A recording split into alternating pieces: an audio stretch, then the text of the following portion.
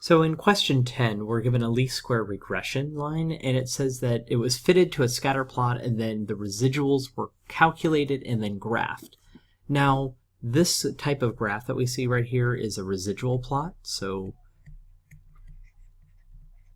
thinking back to what I remember about residual plots, one of the things that we had mentioned was that residual plots should have random minimization, or it should have random error, basically.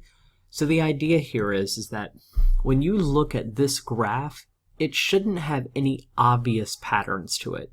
Well, if I look at this graph, I don't see any obvious patterns. So what that suggests is that the linear model is appropriate.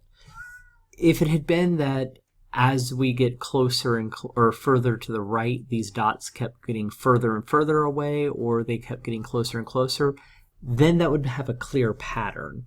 But again, this residual is only going to tell you, yes, it's appropriate, or no, maybe there's some other type of model that would be appropriate. And sometimes that model will be a curve, but it's not always a curve.